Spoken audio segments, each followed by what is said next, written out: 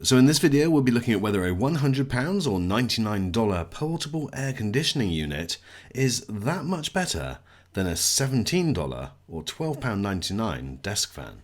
Let's take a closer look.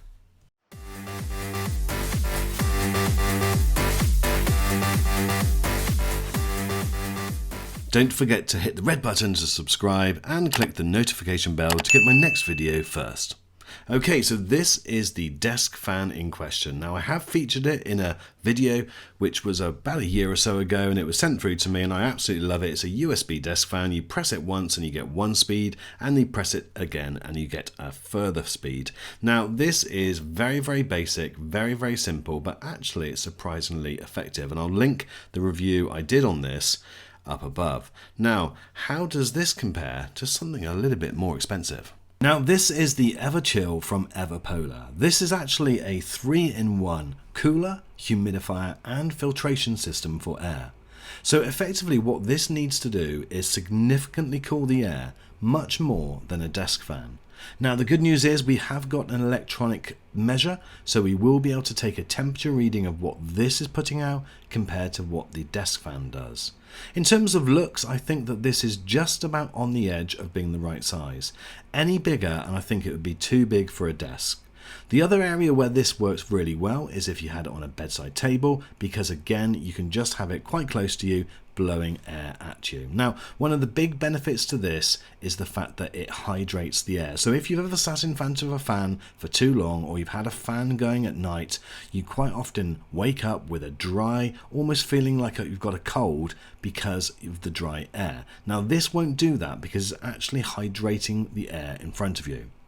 So there's a single button on top and that controls the speed of the fan. It can be a little bit temperamental, but we got there in the end, and there are different levels of speed. Now to get this thing started, all you need to do is fill it up with some water, and that goes in the little compartment at the back. Just be careful that you don't overfill it, and obviously keep it on a level surface. All you need to do now is plug it in to a USB power source. Now that can be a juice bank, it can be a standard plug. It's a USB-C adapter, which is great. And now we've got the difference in fans. Now the desk fan is probably slightly more rigorous than the portable cooler, but there's very little in it. But the big thing is, how much cooler will the air cooler be? Well, let's get out the electronic digital measurer and we will see. The first one that we measured is the desk fan. Now this is taken on one of the hottest days of the year, and we're getting a reading of just around 25 degrees. So if I stop it after a few seconds, you can see in fact it's exactly 25 degrees. Now when I do it to the air cooler, immediately it's only 20 degrees and it's coming up around 20.2 degrees. So it is significantly cooler. So there is a massive benefit to this. Okay, so that is a really big difference and you can definitely see the benefits. But what about something which might be a little bit annoying, and that is the amount of noise? Well, we've got a sound meter here, and so we're going to test the sound levels between the desk fan on the left and obviously the cooler on the right. If we start the fan up and do it to its top speed, then it becomes quite manageable, and it does just change it a little bit.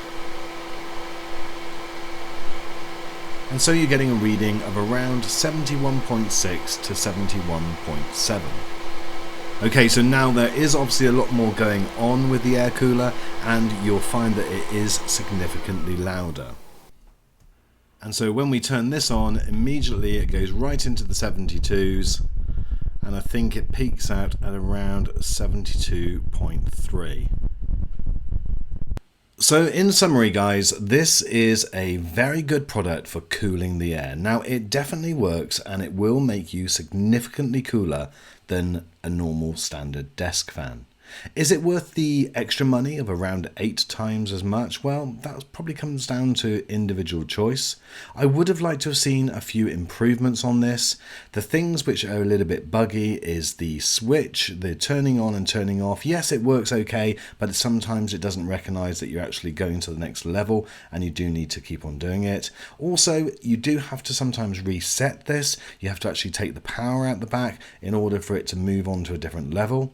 And I would have liked like to have seen some type of timer. What I've ended up doing is hooking this up to one of my smart plugs and then having a timer set on that, because during the night I don't want it on all the time, and I did find that it did run out of water quicker than what it stated it would, but that may be because I've got it on the higher setting.